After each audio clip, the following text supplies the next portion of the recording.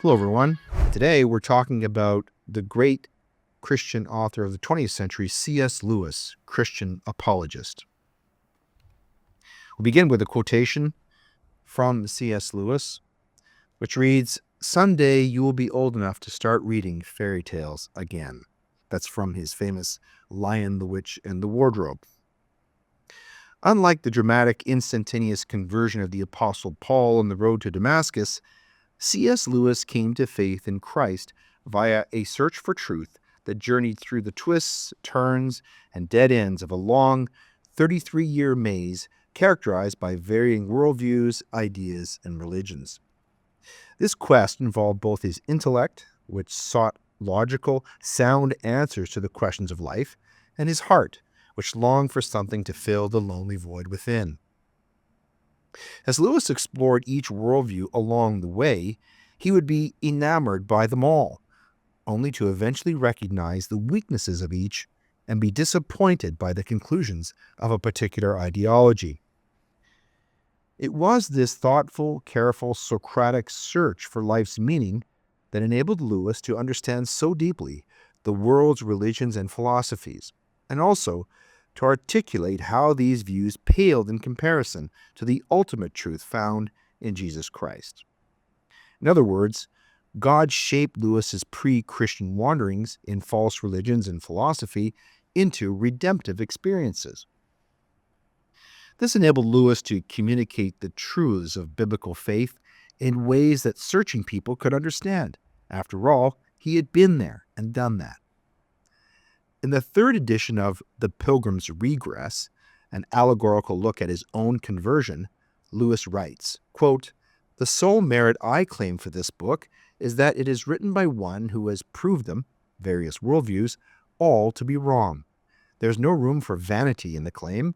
I know them to be wrong, not by intelligence, but by experiences. Such experiences would not have come my way if my youth had been wiser, more virtuous, and less self-centered than it was. For I have myself been deluded by every one of these false answers in turn, and have contemplated each of them earnestly enough to discover the cheat. To have embraced so many false florimels is no matter for boasting. It is fools, they say, who learn by experience.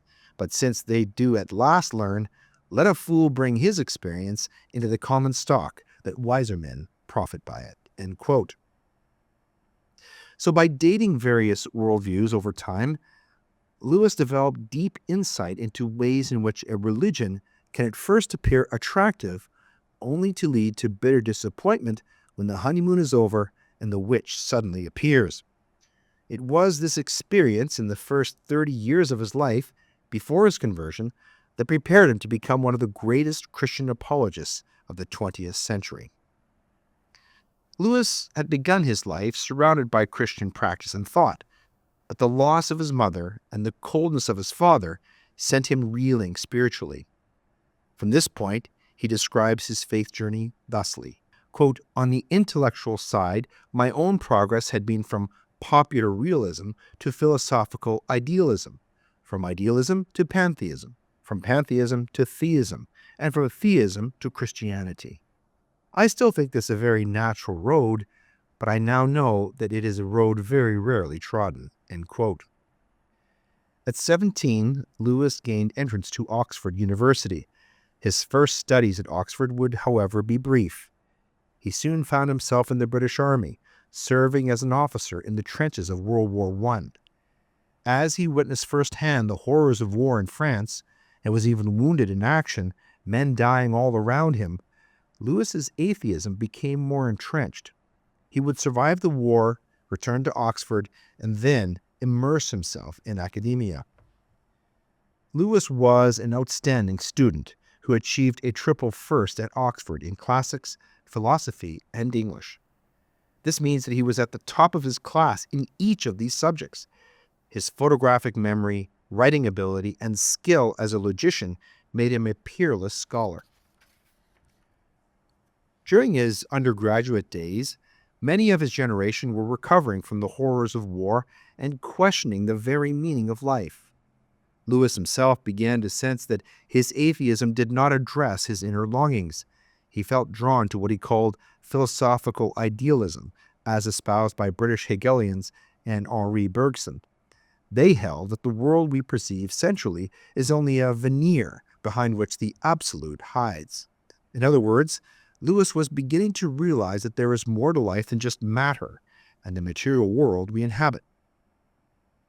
Lewis's commitment to logic soon found the British Hegelian absolute too vague and ambiguous. He explored pantheistic religions like Hinduism and the monistic world of Buddhism. However, his logic again compelled him to realize that pantheism was unable to explain the physical and spiritual worlds in a way that seemed to bear any resemblance to reality. To totally abandon the obvious, the physical world, and claim that it is just an illusion went too far. Lewis knew both through logic and from exploring his own heart that there must be another way to explain the world as we see it. Lewis eventually became a tutor and lecturer at Oxford. He reveled in the lively discussions on philosophy, literature, and religion that took place amongst his colleagues. Lewis began to gravitate toward and develop strong friendships with Christians like J.R.R. Tolkien, Hugo Dyson, and Owen Barfield, all of whom encouraged Lewis to carefully consider the claims of Christianity. While Lewis, on the one hand, was approaching this quest from an intellectual perspective, he also began to sense that there was more to the human person than just the mind. In his book, The Screwtape Letters, Lewis writes, quote, "Think of your man as a series of concentric circles, his will being the innermost, his intellect coming next, and finally, his fantasy." End quote. Well, another word for fantasy is imagination. Lewis noted that throughout his life, he was moved by particular writers as they painted pictures exciting his imagination, imparting a sense of joy or longing that was beyond his present experience of reality. In other words, there were things that his intellect or mind could not fully grasp that he knew were still important. Quote, "If we find ourselves with a desire that nothing in this world can satisfy, the most probable explanation is that we were made for another world." End quote. Over time, Lewis realized that he liked Christian writers such as George MacDonald, Dante, Milton, George Herbert, and G.K. Chesterton. Lewis knew that the truth would somehow reconcile the intellectual side of his life with the deep yearning he felt from the imaginative side of his being. Finally, after years of thinking, reading, arguing, debating, and reflection, Lewis succumbed to the idea that God exists. Quote, "In the Trinity term of 1929, I gave in and admitted that God was God and knelt and prayed. Perhaps that night, the most dejected and reluctant convert in all England." End quote. But Lewis had still not found Christ. He knew that God existed, but still needed to explore Judaism, Islam, and Christianity. He looked closely at one question separating these three Abrahamic faiths. Did Jesus exist? And if so, was he who he said he was? And did he really arise from the dead? On the 19th of September 1931, Lewis went for a walk with his friends Hugo Dyson and J.R.R. Tolkien. That night, they discussed the literary idea of myth.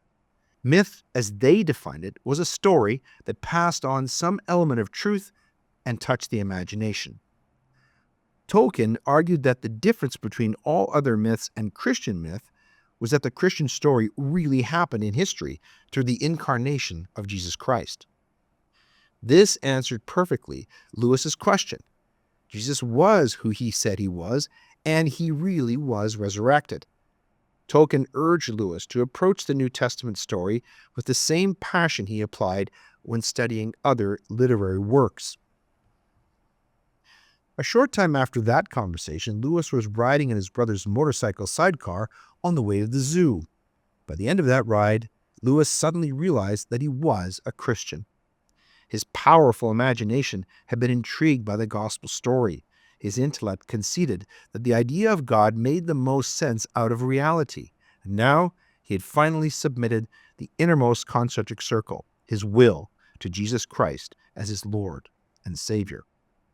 His long quest to discover truth had finally found the way, the truth, and the life, Jesus of Nazareth.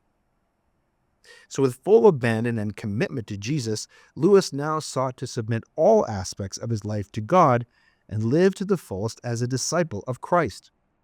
During the ensuing 30 years or so, he would publish nearly a book per year, using the genres of fantasy, fiction, apologetics, letters, and other writings to share the gospel with the world.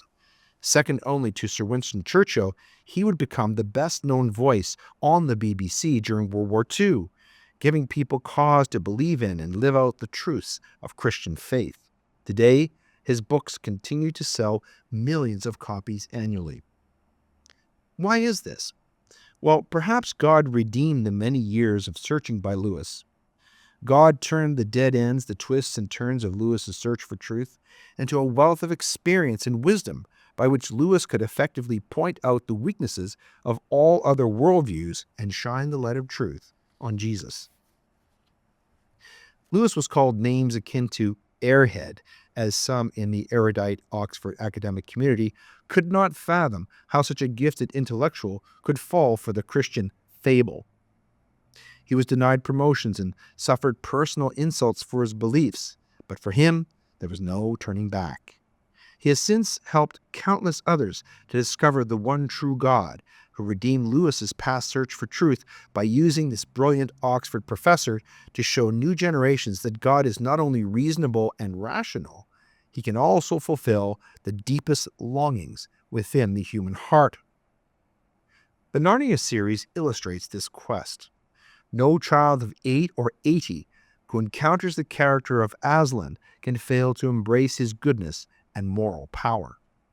Upon opening the books, no heart can tame the irresistible gravity that draws the love and awe of wide-eyed children into the lion's noble battles against evil. Although not strictly a Christian allegory, Lewis saturates Aslan's character with Christ's virtues, and therein lays the foundation for the gospel message with a myth that prefigures reality. The Narnia universe abounds with the alluring messages he lays like landmines below the surface of an adult's willful reticence at direct evangelism. Lewis, or Jack as he was known to his inner circle, intimately understood that it was not writers of overt religious themes who rhetorically moved culture, but rather writers in all niches of society who wrote with a Christian worldview. Lewis possessed that rare talent that allows truth to be apprehended on many levels, along with the wit and humor to hold a child's rapt focus. Of the 7 Narnia books, none extends above 110 pages. As such, his economy of words only highlights the enchanting and profound narratives found there. During the London Blitz, Lewis gave a series of radio talks to brave people steeped in anxiety about a perilous future. Those broadcasts were later curated into a seminal book entitled Mere Christianity, which remains a perennial bestseller. Cherished for its plain talk about the relationship of God, morality, and reason in an age of human power gone horribly awry, this masterpiece is a treasure trove of ideas and aphorisms loved more today than when they were first put to paper. His short book, The Abolition of Man, remains one of the greatest testaments about education and the dangers attending indoctrination of young minds to a moral neutrality. Indeed, the current burgeoning phalanx of modern apologetics owes much to Lewis, who divined that it was not science and Christianity that were at war, but instead the clashing theistic and anti-theistic assumptions of the two competing worldviews. Lewis revealed that by understanding science through anti-theistic preconceptions, modern man holds the neutral scientific method hostage to what is in reality a secular theology. In so doing, anti-theism elevates man to the vacated status of God through the dishonest premises of a circular reasoning, wholly biased in the interest of scientism or philosophic naturalism. Lewis was a firm believer in the adage that one man sharpens another, and therefore was not content living in an echo chamber where only his views were parroted. Anyone familiar with his prose knows that they are infused with a frank humility. He readily admitted the limits of his knowledge, and it seems that he was ever fearful that the fame he earned would mar both his character and the integrity of his perception. Lewis spent the greater bulk of his life as an Oxford don, committed to the cultivation of many generations of students. Between his writing, teaching, and public addresses, there remained room for little else for this confirmed bachelor, living in a, quote, life of the mind, brimming with ideas. Near the intellectual apex of that full life, Lewis met the American divorcee Joy Davidson, and there began one of the most odd and tragically beautiful romances in literary history. His eventual marriage of convenience to this former atheist turned Christian admirer blossomed into a tender union of kindred spirits. Following Joy's lost battle with cancer, Lewis was thrown into a suffering worthy of the Book of Job. The relationship, dramatized in the film Shadowlands, put to the test every fiber of a faith he had for decades counseled others upon. The torments of loss and doubt endured upon Joy's death are heartbreakingly revealed in his then anonymously penned A Grief Observed. In the last handful of years before his death in 1963, Lewis dusted away the mental abstractions of a lifetime and learned harrowing lessons of love and loss that school us and rend our hearts in life's bitter transaction of joy and pain. To Lewis, if Christianity be true, then all the truths contained within the knowledge of philosophy and science could be reconciled in the cross, despite claims of materialism and postmodernity to the contrary. In reflecting the light from divine intelligence, Lewis popularized and reinvigorated the claim that belief was rational and respectable in a benighted age wherein the sterile promises of humanistic technical proficiency gave way to the expediency of bewildered alienation and gas chambers. Lewis had a way of enshrining old veritable truths into a new light, and in turn, emboldening believers to plumb the depths of a worldview they might never have considered before. How hearteningly he writes, quote, "I believe in Christianity as I believe that the sun has risen, not only because I see it, but because by it I see everything else." End quote. Let us consider one further proof of the prescient genius of C.S. Lewis before concluding this epitaph. Lewis's 1942 satire entitled Screwtape Letters might be the best literary work of its kind in terms of describing how evil and the devil subtly take root in our lives. We tend to think of evil as overt, malevolent, and obvious. We think ourselves wise enough to spot it at a glance, but Lewis rightly shows us that we most certainly are not. In this classic primer, Uncle Screwtape, a senior demon, writes a series of letters to his nephew, Wormwood, who is a junior apprentice tempter. Screwtape disciples Wormwood on how to surreptitiously tempt a Christian man dubbed the Patient away from God. It is a revelatory tour de force by Lewis, who admitted it gave him no pleasure to write this story. The book was to be light satire, but is deadly serious, and treated as such by literary critics and Christians worldwide. In the West, evil is often overlooked, since it does not come in a red velvet bodysuit, tail, and horns. Still, evil is everywhere being mistaken for good. As Screwtape puts it, quote, "It is funny how mortals always picture us as putting things into their minds. In reality, our best work is done by keeping things out, turning their gaze away from Him, God, towards themselves, keep them watching their own minds and trying to produce feelings there by the action of their own souls." End quote. Many are so self-absorbed that there is no room for God or anything else. In fact, our culture is set up to deliberately turn attention away from God toward our own feelings. TikTok culture illustrates this perfectly, but here is the scary part. Lewis wrote the following preface to Screwtape Letters to describe where evil is actually conceived. Quote, "The greatest evil is not now done in those sordid dens of crime that Dickens loved to paint. It is not done even in concentration camps and labor camps. In those we see its final result.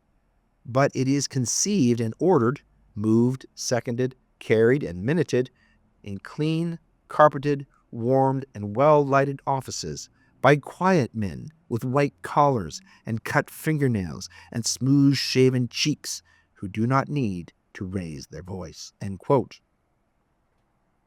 So the greatest evil for us today is incubated by the globalist one-world blackrockers in places like Davos.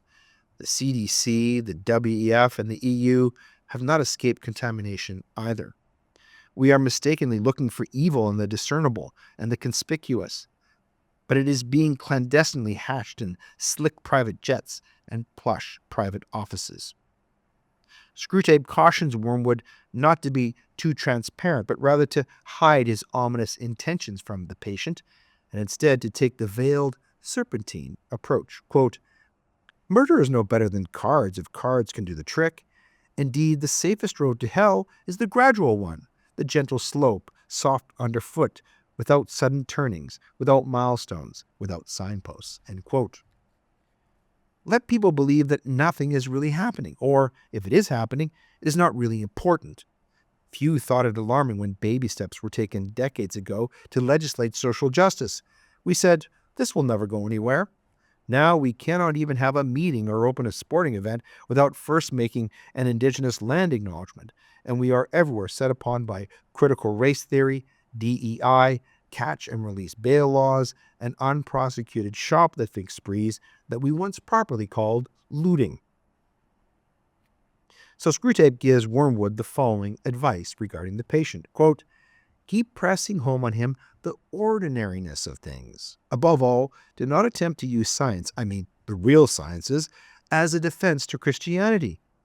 They will positively encourage him to think about realities he can't touch and see.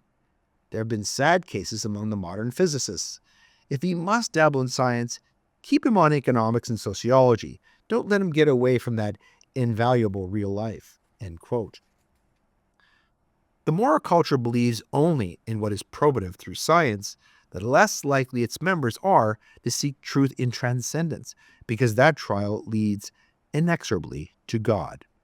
The sad cases refer to the many scientists, especially physicists, who have inadvertently been led to God precisely and surprisingly through scientific inquiry. The ordinariness of things like single-celled organisms, finding marine fossils high up in the mountains, or gazing at distant galaxies often leads many a hard scientist to the sublime and transcendent. That is a huge loss for secular humanism, for Screwtape, and most of all, for his master, Satan. The left emphasizes follow the science because science, or rather scientism, is the false idol which for them has replaced God. This refrain to follow the science led to billions of humans risking their lives to participate in the largest ever mass drug experiment, which is ongoing. It also led certain misguided experts to describe child mutilation as gender-affirming care. Such a mindset, as strange as it is from the divine, squirms uncomfortably with the reality that we are made in God's image.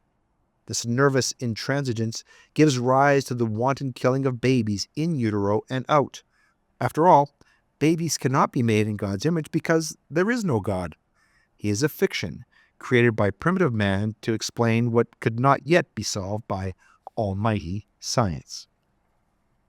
But God does exist, and foul forces far more experienced than the inept Wormwood are everywhere tempting us, subtly, imperceptibly. A furious Screwtape, Wormwood, and other demons are at this moment hounding us away from what is good and godly, toward that which is profane, angry, and vindictive. We remain unaware of Screwtape's nihilistic perverse plans for us at our own peril. And so, to conclude, the reality of the world was Lewis's central hope. As we look around our world, it often seems that we are living in a place like Narnia once was, in which it was always winter, but never Christmas. Yet there is another glorious world within its history and experience. As Queen Lucy herself said, quote, "Yes, in our world too, a stable once had something inside it that was bigger than our whole world." When Lucy and Eben are to return to this world, they fear separation from Aslan, and Lucy says, quote, We shan't meet you there, and how can we live never meeting you?" "But you shall meet me, dear one," said Aslan. Are you there too, sir?" said Edmund. "I am," said Aslan, "but there I have another name. You must learn to know me by that name. This was the very reason why you were brought to Narnia, that by knowing me here for a little, you may know me better there." End quote. Richard Dawkins once wrote that Darwin had helped him to become an intellectually fulfilled atheist. Dear reader, C.S. Lewis has helped me and many others to become intellectually fulfilled Christians. I therefore pray that his works will have the same effect upon millions of his future readers, spanning vast generations to come. We close with a quotation from C.S. Lewis, who wrote, "Look for Christ and you will find him, and with him, everything else."